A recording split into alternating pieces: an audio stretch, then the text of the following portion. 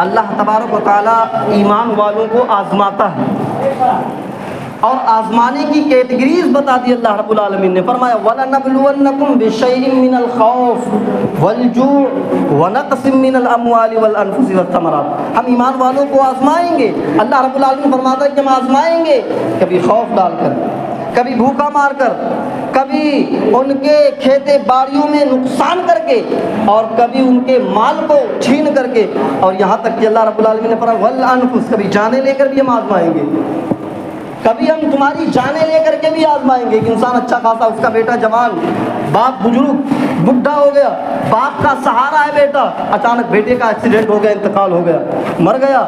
اللہ رب العالمین فرماتا ہے کہ ہم آزمائیں گے جوان بیٹے کو چھین کر کے، ہم دیکھتے ہیں کہ تم صبر کرتے ہو یا نہیں۔ اللہ تعالیٰ فرماتا ہے وَبَشِّرِ الصَّابِرِينَ، اے نبی جو میرے بندے میرے اس امتحان میں صبر کر لیں، آپ نے جنت کی بشارت دے دیجیے، جنت کی خوشخبری دے دیجیے۔ لیکن یہ تو اللہ رب العالمین نے ایک ہلکی پھلکی کیٹیگریز بتائی ہے کہ ہم تمہیں اس طریقے سے آزمائیں گے، لیکن جس خوشی کے لیے بیٹھے ہوئے ہیں اور جس کی یاد میں ہم یہ خوشی مناتے ہیں، آپ اس کی آزمائش پر ذرا نظر ڈالیں گے تو ان کی آزمائش کہیں اور کسی الگ انداز میں نظر آتی ہے۔ پیدا ہوئے، جنم لیتے ہیں جس گھر میں، ان کی آزمائش دیکھیے، جس گھر میں پیدا ہوتے ہیں، بیٹا پیدا ہوا نبی بننے والا ہے، لیکن جس گھر میں پیدا ہوا وہ باپ مشرک، اور کوئی چھوٹا موٹا نہیں، بلکہ ایسے گھر میں جنم لیتے ہیں جو باپ خود بتوں کو بناتا ہو، خود اس کو بیچتا بھی ہو اور اس کی عبادت بھی کرتا ہو۔ اتنا بڑا بیوقوف کون سا باپ ہو سکتا ہے، کون سا انسان ہو سکتا ہے کہ ایک انسان خود اپنے ہاتھ سے بنائے اور اس کو بیچے بھی اور اسی کی عبادت کرے؟ ایسے گھر میں ابراہیم علیہ السلام جنم لیتے ہیں۔ یہ سب سے بڑی آزمائش ہے کہ باپ کو، ایسے باپ کو جو خود بناتا ہو اور بیچتا ہو، اس کی عبادت کرتا ہو، اس کو توحید کی دعوت دینا یہ کتنا بڑا مشکل کا کام ہے۔ میرے بھائیو، بڑے ہوتے ہیں، دھیرے دھیرے بڑے ہوتے ہیں، باپ کو نصیحت کی، باپ نے گھر سے نکالا، بڑے ہوتے ہیں، قوم اس وقت کے بادشاہ، چھوٹا موٹا بادشاہ نہیں، ایک ملک کا بادشاہ نہیں، بلکہ بیک وقت میں جو پوری دنیا پر حکومت کیا، نمرود بادشاہ کے سامنے ابراہیم علیہ السلام تنے تنہا کھڑے ہیں، ان سے مقابلہ کر رہے ہیں، انہیں توحید کی دعوت دے رہے ہیں۔ بتوں کو توڑنے کی پاداش میں ابراہیم علیہ السلام کو آگ میں ڈال دیا گیا، اور اس آزمائش کو ابراہیم علیہ السلام خوشی خوشی قبول کر لیتے ہیں اور اس آگ میں چھلاک لگا دیتے ہیں۔ لیکن اللہ کہتا ہے جس کو میں بچانا چاہوں، دنیا کی کوئی طاقت مل کر کے اسے موت نہیں دے سکتی، اور جسے اللہ موت دینا چاہے، دنیا کی کوئی طاقت مل کر کے اسے بچا بھی نہیں سکتی۔ سارے قوم کے لوگ جمع ہوئے، آگ جلا دی، اور کوئی چھوٹی موٹی نہیں، بہت بڑی آگ جلا دی، اور اس میں ابراہیم علیہ السلام کو ڈال بھی دیا گیا، لیکن اللہ نے حکم دیا قل نایا نار کونی بردا و سلام علی ابراہیم، اے آگ تو میرے بندے ابراہیم پر ٹھنڈی ہو جا۔ اور سلامن کا لفظ استعمال کر دیا اللہ رب العالمین نے کہ اتنا ٹھنڈی بھی نہ ہو جائے کہ میرے بندے کو ٹھنڈی بھی لگنے لگے، نہیں، بلکہ سلامتی والی آگ، سلامتی والی ہو جائے۔ قوم سے مخاطب ہوئے، بڑے ہوئے، دعا کرتے ہیں، شادی ہو گئی، دعا کرتے ہیں اللہ رب حب لی من الصالحین، اے اللہ مجھے نیک اولاد دے، مجھے صالح اولاد عطا فرما۔ رب حب لی من الصالحین کا رٹ لگاتے ہیں، دعا کرتے ہیں، رب حب لی من الصالحین کا ورد کرتے ہیں۔ اللہ رب العالمین نے آپ کی دعا سنی اور آپ کو ایک بار ایک نیک اور صالح اولاد عطا فرماتا ہے، جس کا نام اسماعیل رکھا جاتا ہے، جس کو ہم اسماعیل علیہ السلام کے نام سے جانتے ہیں۔ پیدا ہوا، ابھی شیرخوار بچہ ہے، تھوڑے دن ہوئے، ابھی دودھ پیتا بچہ ہے۔ اللہ نے ایک اور آزمائش لی، اے ابراہیم جس بچے کو میں نے تمہیں دیا ہے، بڑی دعاؤں اور تمناؤں کے بعد اس بچے کو لے جاؤ اور بیاب و گیا زمین پر وادی میں چھوڑ کر کے چلے آؤ، اس کی ماں کو بھی اور اس کی بیوی کو بھی۔ بتائیے کتنی بڑی آزمائش ہے۔ ایک تو بچہ ہو نہیں رہا ہے، اور ہوا تو 85 سال کی عمر پہ، اور 85 سال کی عمر پہ جب اولاد ہوئی تو اللہ نے حکم کیا دیا، لے جاؤ اس کو بیاب و گیا زمین میں، اور اس کو دور ایک وادی میں بیاب و گیا زمین کو چھوڑ کر کے چلے آؤ۔ کتنی بڑی آزمائش۔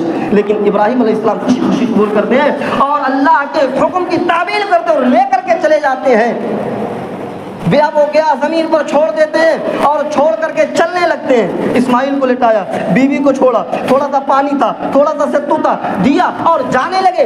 بیوی نے دیکھا یہ تو چھوڑ کر کے جا رہے، یہاں تو کوئی نہیں ہے، کوئی انسان نہیں نظر آ رہا ہے، کوئی پرندہ بھی نظر نہیں آ رہا ہے، دور دور پانی کا بھی پتہ نہیں ہے۔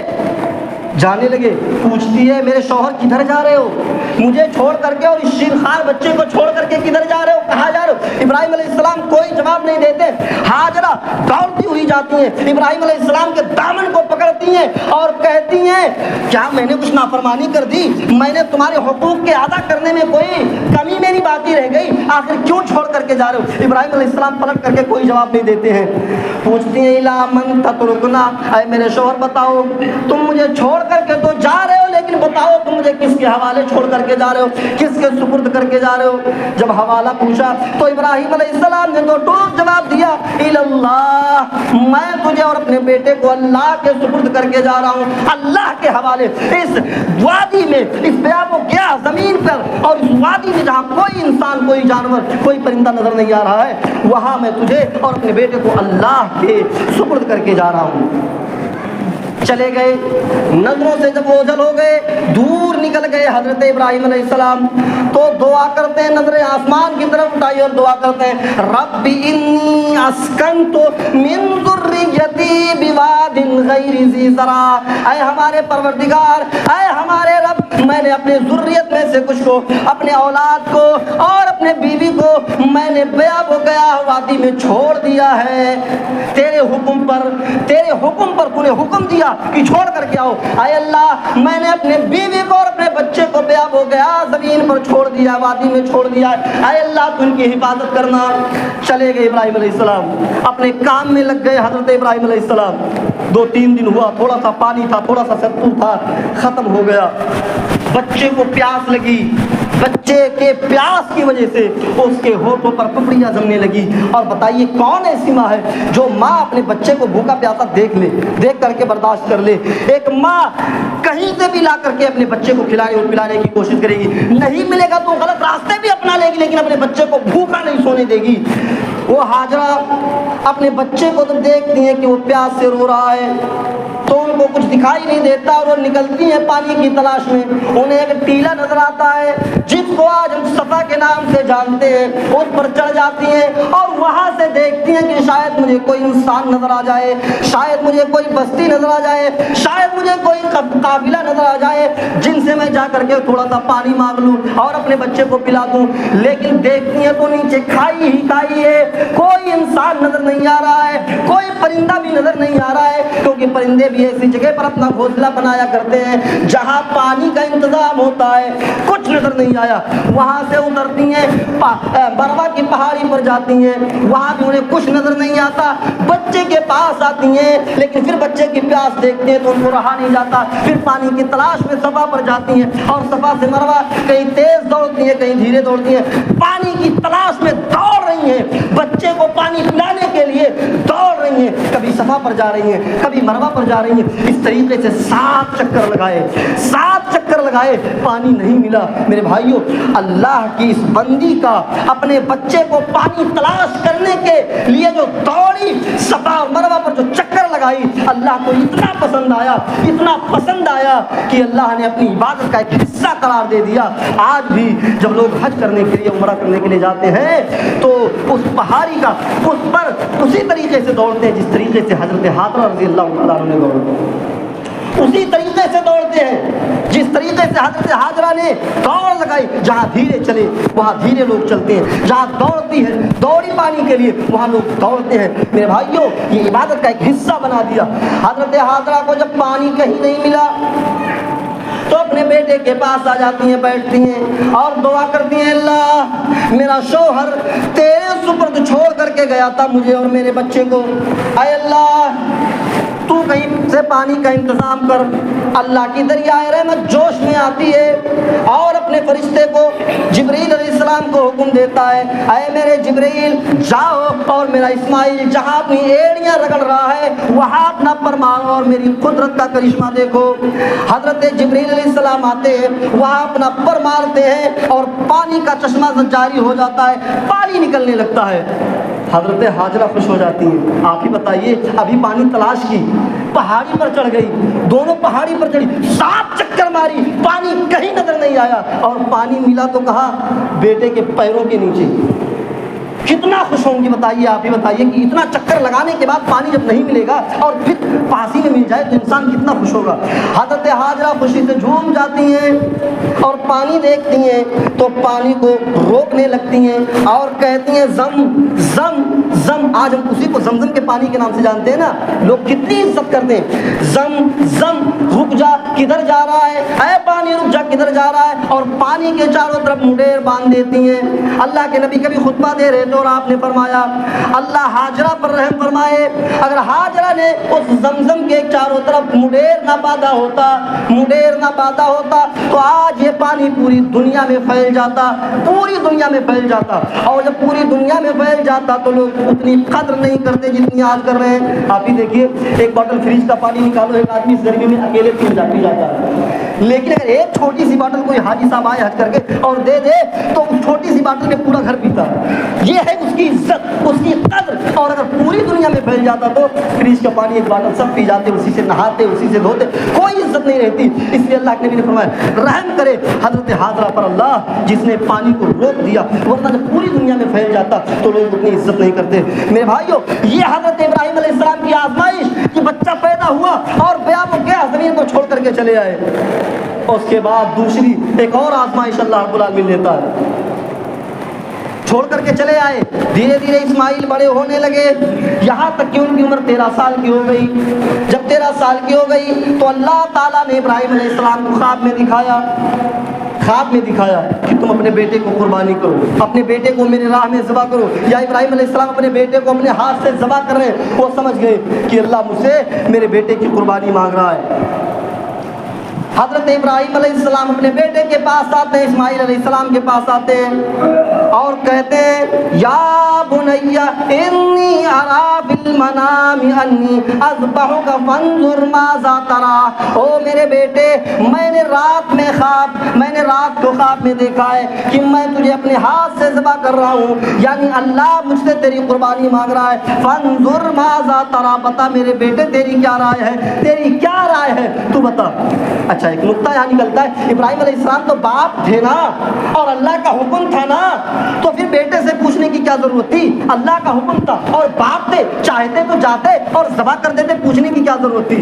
لیکن نہیں، دیکھنا چاہتے تھے، کیونکہ بڑی دعاؤں اور تمناؤں کے بعد بچہ پیدا ہوا تھا، بڑی دعاؤں اور تمناؤں کے بعد اسماعیل ملے تھے اور رب حبلی من الصالحین کا ذکر کرنے کے بعد ملے تھے۔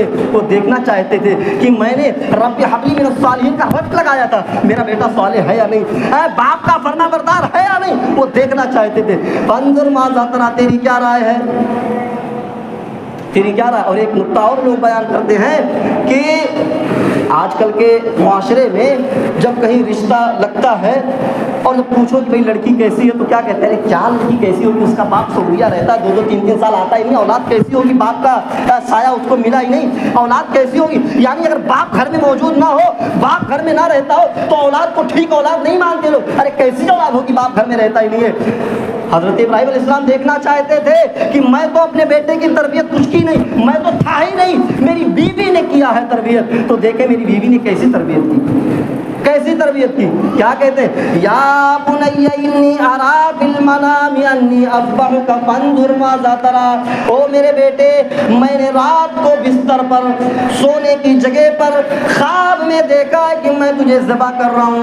آج کی اولاد ہوتی تو باپ کا یہ جملہ بعد میں ختم ہوتا، اولاد پہلے باپ کے گلے پر چھری چلا دیتی، ایک تو اتنا دن کے بعد آیا ہے مجھ سے ملنے کے لیے، مجھے ذبح کر رہا ہے۔ میرے بھائیوں غور کریے، ابراہیم علیہ السلام نے کیا کہا، میں نے خواب میں دیکھا، یعنی اللہ تیری قربانی مانگ رہا ہے۔ فانظر ماذا تری، میرے بیٹے بتا تیری کیا رائے ہے۔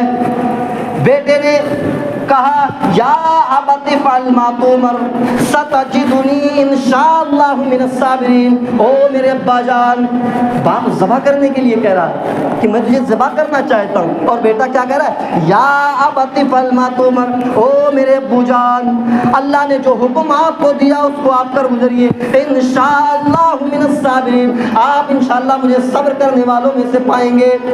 یہ دنیا ہے، آپ کبھی ایسی جگہ سے آواز لگائیں جہاں سے آواز ٹکرا رہی ہو، آپ ہیلو کہیں گے تو ٹکرا کر کے واپس آواز آئے گی ہیلو، آپ گالی دیں گے تو ٹکرا کر کے گالی کی آواز آپ کے پاس پلٹ کر کے آئے گی۔ یہ دنیا اسی طریقے کی ہے، یہ دنیا اسی طریقے کی ہے، جیسا کرو گے ویسا ہی پاؤ گے۔ حضرت ابراہیم علیہ السلام جب چھوٹے تھے تو اپنے مشرک باپ سے خطاب کر رہے تھے، اپنے مشرک باپ کو سمجھا رہے تھے۔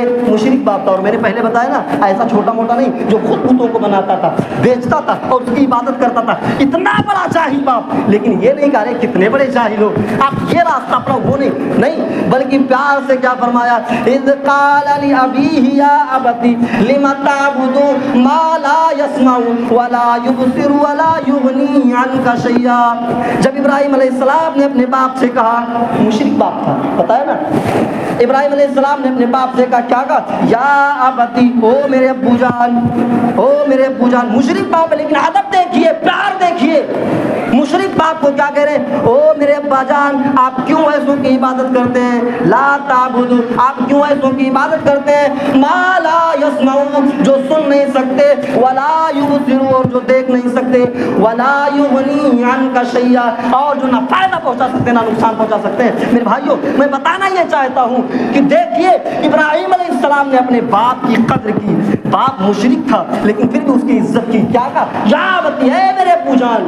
تو آج جب ابراہیم علیہ السلام باپ بنے تو بیٹا بھی کیا کہہ رہا ہے، باپ ذبح کرنے کے لیے کہہ رہا ہے، لیکن بیٹا کیا کہہ رہا ہے، یا ابتی، اے میرے ابو جان، آپ کو جو اللہ نے حکم دیا ہے کر گزریے۔ میرے بھائیوں، بیٹے نے جب باپ کی عزت کی تو جب بیٹا باپ بنا تو بیٹا بھی اس کی عزت کر رہا ہے۔ میرے بھائیوں، اگر آپ اپنی باپ کی عزت کرو گے تو آپ کی آنے والی اولادیں بھی آپ کی عزت کرے گی، اور اگر آپ اپنے باپ کو باپ کا درجہ نہیں دو گے، اپنے باپ کو باپ نہیں سمجھو گے، گالیاں دو گے، مارو گے، گھر سے نکالو گے، تو یاد رکھنا یہ دنیا ہے، آواز پلٹ کر کے آتی ہے، گونجنے کی آواز پلٹ کر کے آتی ہے۔ آپ کی اولاد آپ کو اس وقت تک موت نہیں آئے گی جب تک کہ جو سلوک آپ اپنے باپ کے ساتھ کیے ہیں وہ سلوک آپ کی اولاد آپ کے ساتھ نہ کرے۔ آپ نے اگر باپ کو گالی دیا ہے تو آنے والی آپ کی اولاد آپ کو گالی دے گی، اس کے بعد ہی آپ کو موت آئے گی۔ آپ اگر اپنے باپ کو مارا ہے، ستایا ہے، تو آپ کی اولاد بھی یاد رکھنا آپ کو مارے گی، ستائے گی، اس وقت تک آپ کو موت نہیں آئے گی۔ جو سلوک آپ نے اپنے باپ کو کیا ہے وہ سلوک آپ کی اولاد آپ کے ساتھ نہ کرے۔ یہ دنیا ہے، پلٹ کر کے آتی ہے آواز۔ میرے بھائیوں، ابراہیم علیہ السلام کہتے ہیں کہ میں نے خواب میں دیکھا میں تجھے ذبح کر رہا ہوں، تیری کیا رائے ہے؟ اسماعیل علیہ السلام کہتے ہیں ستجدنی انشاءاللہ من الصابرین، او میرے ابو جان، آپ کو اللہ نے جو حکم دیا اس کو کر گزریے، انشاءاللہ آپ مجھے صبر کرنے والوں میں سے پائیں گے۔ باپ بیٹے تیار ہو گئے، لے کے جانے لگے مینا کے میدان میں ذبح کرنے کے لیے۔ شیطان آیا حضرت حاجرہ کے پاس، کیا کہتا ہے، ارے تمہیں نہیں معلوم ابراہیم کہاں لے کر کے گئے تمہارے اسماعیل کو؟ کہا نہیں، لے کے ہوں گے کہیں گھمانے کے لیے۔ شیطان نے بہکایا، ارے وہ ذبح کرنے کے لیے گئے ہیں، وہ تمہارے بیٹے اسماعیل کو ذبح کرنے کے لیے لے کر کے گئے ہیں۔ حضرت حاجرہ کہتی ہے، ارے کوئی باپ ایسا بھی ہو سکتا ہے جو اپنے بیٹے کے گلے پر چھری چلائے، اپنے باپ کو اپنے بیٹے کے گلے پر چھری چلائے، اپنے بیٹے کو ذبح کرے؟ ایسا ہو ہی نہیں سکتا۔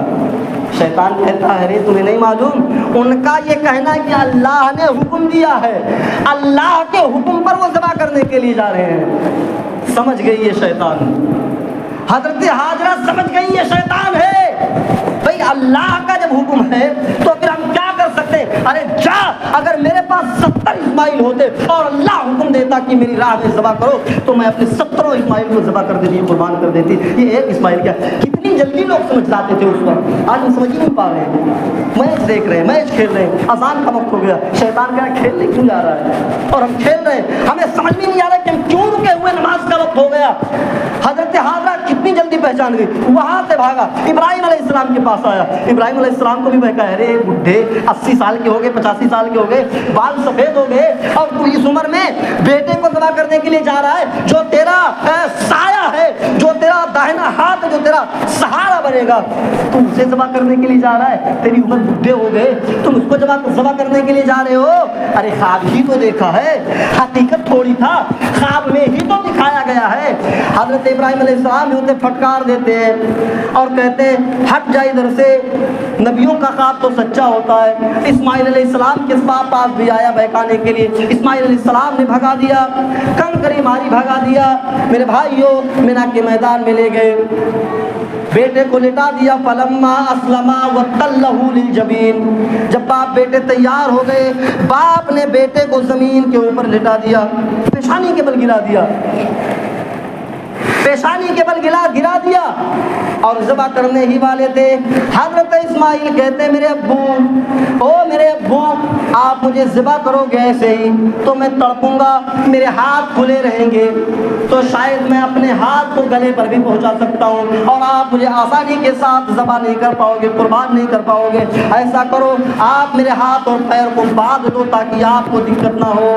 حضرت ابراہیم علیہ السلام کہتے او میرے بیٹے، تم اللہ کے اس حکم کو پورا کرنے کے لیے میری کتنی مدد کر رہے ہو، میری کتنی ہیلپ کر رہے ہو.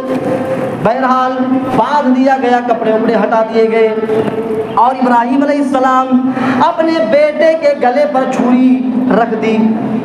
بتائیے کون ایسا باپ ہو سکتا ہے جو اپنے باپ کے، اپنے بیٹے کے گردن پر چھری رکھے؟ ذرا آپ یہ چیز اپنی اولاد کے بارے میں کبھی تصور کر کے سوچو کہ میں اپنے بیٹے کے گلے پر کیسے. ایک انسان بچے کو تھوڑا سا بخار ہو جاتا ہے تو باپ بے قرار ہو جاتا ہے، باپ پریشان ہو جاتا ہے. بتائیے اللہ سے کتنی محبت ابراہیم علیہ السلام کرتے تھے کہ ایک حکم پر لٹا دیا زمین پر اور چھری رکھ دی، ذبح کر رہے تھے. اللہ تعالیٰ حکم دیتا وَنَادَيْنَاهُ يَا ابراہیم قد صدقت الرؤیا انا كذلك نجزي المحسنين. او میرے ابراہیم بس کر تو نے اپنے خواب کو سچا کر دکھایا، بس کر تو نے اپنے خواب کو سچا کر دکھایا. اور اللہ تعالیٰ نے اسماعیل علیہ السلام کو وہاں سے ہٹا دیا اور اس کی جگہ پر ایک دمبا آ گیا جن کو ابراہیم علیہ السلام نے ذبح کر دیا اور وہ اسماعیل کی جگہ پر وہ دمبا ذبح ہو گیا. میرے بھائیوں، ابراہیم علیہ السلام کو نہیں معلوم تھا. اس کو ذرا اس نظریے سے دیکھیے. آج ہم اور آپ تو جانتے ہیں نا کہ ابراہیم علیہ السلام نے ذبح کرنے گئے لیکن بیٹے کے گلے پر چھری نہیں چلی تھی. لیکن ابراہیم علیہ السلام کو نہیں معلوم تھا کہ میں ذبح کرنے جا رہا ہوں، یہ چھری نہیں چلے گی. ابراہیم علیہ السلام کو نہیں معلوم تھا. اس لیے یہ بہت بڑی آزمائش ہے اور اللہ رب العالمین خود کہہ رہا ہے کہ یہ سب سے بڑی آزمائش تھی، بہت بڑی آزمائش تھی. اور ہم ایسے ہی مومنوں کو ایسے ہی بدلہ دیا کرتے ہیں. میرے بھائیوں، صحابہ نے پوچھا اللہ کے نبی ہم یہ بقرعید کیوں مناتے ہیں، قربانی کیوں کرتے ہیں، جانوروں کو قربان کیوں کرتے ہیں؟ اللہ کے نبی نے فرمایا سنت ابیکم ابراہیم، یہ تمہارے باپ حضرت ابراہیم علیہ السلام کی سنت ہے. یہ ہم اسی سنت کو آج بھی یاد رکھ رہے ہیں اور قیامت کی صبح تک لوگ کرتے رہیں گے اور ابراہیم علیہ السلام کی سنت کو لوگ یاد کرتے رہیں گے، قربانی کرتے رہیں گے. میرے بھائیوں، یہ اس وجہ سے ہم اور آپ یہاں جمع ہوئے ہیں اور اس وجہ سے ابھی ہم اور آپ اپنے اپنے جانوروں کے اوپر چھری چلائیں گے. میرے بھائیوں، اور مسئلہ یاد رکھیے، جانوروں کو ہم کیسے ذبح کریں گے، جانوروں کو ہم کیسے ذبح کریں گے؟ تو سنیے، جانوروں کو ہم بائیں کروٹ پر لٹائیں گے، اس کا منہ قبلے کی طرف رکھیں گے. اور یاد رکھنا کبھی بھی جانوروں کے سامنے چھری کو مت صاف کرنا، چھری کو تیز جانوروں کے سامنے مت کرنا، ان کو دو موت مت دینا. اللہ کے نبی، ایک صحابی اپنے پیر کو جانور کے گردن پر رکھے تھے، ذبح کرنے والے تھے اور دوسرے ہاتھ سے چھری تیز کر رہے تھے. اللہ کے نبی کی نظر پڑی. اللہ کے نبی نے فرمایا ارے فلاں، کیا تم اس جانور کو دو موت دو گے؟ دو موت سے مارنا چاہتے ہو؟ یہ کام تم پہلے نہیں کر سکتے تھے. اس لیے میرے بھائیوں، یہ سارے کام جانوروں کو اپنے جہاں ذبح کر رہے ہیں وہاں لانے سے پہلے یہ سارے کام کر رہے ہیں. اور یاد رکھیں دوسرے جانور وہاں موجود بھی نہ ہوں. اس حال میں کریں کہ وہاں دوسرے جانور نہ موجود ہوں. دوسرے جانور کو الگ کریں، اس کے بعد قربانی کریں، اس کے بعد جانور کے گلے پر چھری چلائیں. اور ایک مسئلہ اور یاد رکھنا، لوگ بہت پوچھتے ہیں کس کے نام سے ہو قربانی، کس کے نام سے کرنا چاہیے قربانی. ایک صاحب کہنے لگے گاؤں پہ گیا، پچھلے سال میرے نام سے ہوا تھا، اس سال بیوی کے نام سے کر دوں ٹھیک رہے گا؟ میں نے بھی کہہ دیا کہ پچھلے سال تم کما رہے تھے، لا رہے تھے، اس سال بیوی کما رہی ہے کیا؟ ارے بھائی، گارجن آپ ہونا، اپنے نام سے کرو. اللہ کے نبی دو جانور ذبح کر رہے ہیں، دو جانور کی قربانی کر رہے ہیں، ایک پر چھری چلا رہے ہیں تو کیا کہہ رہے ہیں؟ اللہم تقبل من محمد ومن آل محمد، یہ قربانی میری طرف سے اور میرے گھر والوں کی طرف سے قبول کر رہے ہیں. اور دوسرا جانور جب ذبح کر رہے ہیں تو کیا کہا؟ اللہم تقبل من محمد ومن امت محمد، یہ جانور میری طرف سے اور میری پوری امت کی طرف سے قبول فرما لے. جبکہ اس وقت آپ کی 3 بیٹیوں کا انتقال ہو چکا تھا. آپ کی 3 بیٹیوں کا انتقال ہو چکا تھا، آپ کے بیوی کا بھی انتقال ہو چکا تھا، حضرت خدیجہ کا، آپ کے ایک چچا حضرت حمزہ بھی جنگ بدر میں شہید ہو چکے تھے۔ لوگ یہ بھی بڑا مسئلہ پوچھتے کہ بھئی میرے ابو انتقال کر گئے ہیں، میری امی انتقال ہو گئی ہے، تو امی کے نام سے قربانی، مردے کے نام پر قربانی کرنا کیسا ہے؟ آپ ہی بتائیے، 2 جانور کیے اور اللہ کے نبی قربانی کے موقع پر 100 جانور قربان کیے، 100 جانور، لیکن آپ نے مرحوم کے نام پر، مردوں کے نام پر کبھی قربانی نہیں کی۔ نہ اس پر نبی کا عمل ہے، نہ صحابہ کا عمل ہے۔ ہم کیوں، جو نبی سے ہمیں نہیں مل رہی ہے، جو چیز صحابہ سے ہمیں نہیں مل رہی، ہم اس کو کیوں نقطہ بنائے ہوئے اور ہر سال یہ مسئلے پوچھتے ہیں؟ مردے کے نام پر قربانی نہیں ہے، مردے کے نام پر صدقہ ہے۔ آپ اگر قربانی کرنا چاہتے ہیں تو اس کو قربانی کا نام مت دیجیے، اس کو صدقے کا نام دیجیے، اور صدقہ وہ ہوتا ہے جس کو آپ استعمال نہیں کر سکتے۔ آپ اگر قربانی کرنا چاہتے ہیں، ذبح کریے، پورا گوشت قریبوں میں بانٹ دیجیے، اس میں سے آپ نہیں کھا سکتے ہیں، پورا کا پورا گوشت آپ کو بانٹنا پڑے گا۔ لیکن اگر آپ یہ چاہتے ہیں کہ میں جو قربانی کر رہا ہوں اس پر مجھے بھی ثواب مل جائے، میرے پورے گھر والوں کو بھی ثواب مل جائے اور میرے مرحوم کو بھی ثواب مل جائے، تو اسی ایک جانور میں آپ سب کو ثواب پہنچا سکتے ہیں۔ کیسے؟ جیسے اللہ کے نبی نے قربانی کی، اللہم تقبل من محمد ومن امت محمد، اے اللہ اس کو میری طرف سے اور میری پوری امت کی طرف سے قبول فرما لے۔ جب پوری امت کی طرف سے ہو سکتا ہے تو پھر ہمارے گھر والوں کی طرف سے کیوں نہیں ہو سکتا؟ لیکن ہم امت کی طرف سے نہیں کر سکتے، یہ بھی یاد رکھیے، نبی کے لیے خاص تھا، نبی کی امت، ہماری امت تھوڑی، ہم تو امتی ہیں، نبی نے پوری امت کی طرف سے کیا، ہم پوری امت کی طرف سے نہیں، ہم اپنے گھر والوں کی طرف سے کر سکتے ہیں۔ گھر والوں ذبح کریے اور دعا پڑھیے، اللہم تقبل منی، اپنا نام لیجئے، اور ومن اہل بیتہ، اپنے پورے گھر والوں کو شامل کیجئے اور نیت کر لیجئے کہ اللہ اس کا ثواب میرے مرحوم باپ کو، میری مرحومہ ماں کو، میرے دادا دادی کو، میری پھوپھا پھوپھی کو پہنچا دے۔ تو میرے بھائیوں، آپ کو بھی پورا ثواب ملے گا، آپ کے گھر والوں کو بھی اتنا ثواب ملے گا جتنا آپ کو ملے گا، اور آپ نے نیت کر لی ہے کہ مرحوم کو بھی ثواب مل جائے، آپ کے جو قریبی رشتہ دار ہیں، تو یاد رکھیے آپ کے مرحومین کو بھی پورا ثواب ملے گا جتنا آپ کو مل رہا ہے، اور فائدہ یہ ہے کہ اس کا گوشت آپ کھا بھی سکتے ہیں اور کھلا بھی سکتے ہیں۔ لیکن اگر آپ مرحوم کے نام پر پورا بکرا کر رہے ہیں تو آپ اس میں سے کچھ کھا نہیں سکتے ہو۔ لہذا چاہیے یہ کہ ہم خود جو جانور ذبح کریں اور اس کو گارجین کے نام پر ذبح کریں، اور پھر اس میں پورے گھر والوں کو شامل کریں، اور مرحومین بھی نیت کر لے کہ ہمارے مرحومین کی طرف سے بھی یہ اللہ تعالیٰ قبول فرما لے، تو اس میں سب کو برابر ثواب ملے گا۔ اللہ تعالیٰ سے ہم دعا کر دیں کہ اللہ العالمین ہماری قربانی جو بھی ہم کریں گے، اے اللہ تو ہماری قربانی کو قبول فرما لے۔ اے اللہ العالمین جو ہم نے عرفہ کا روزہ رکھا ہے، اللہ تعالیٰ اس کو قبول فرما لے۔ اے رب العالمین جو دنیا کے گوشے گوشے چپے چپے سے مسلمان تیرے گھر کی طرف گئے ہیں حج کرنے کے لیے، اے اللہ تو ان کے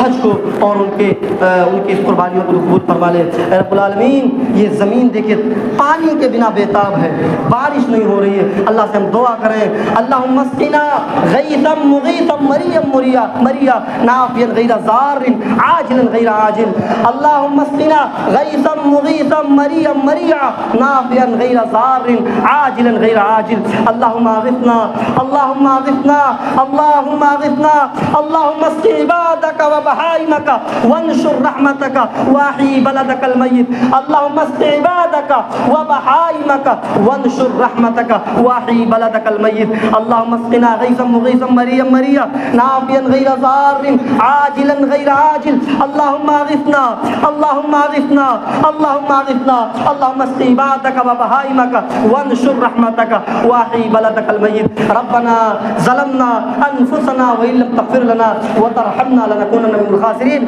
ربنا آتنا فی الدنیا حسنۃ وفی الآخرۃ حسنۃ وقنا عذاب النار، لا الہ الا انت سبحانک انی کنت من الظالمین، وآخر دعوانا الحمد للہ رب العالمین، والسلام علیکم۔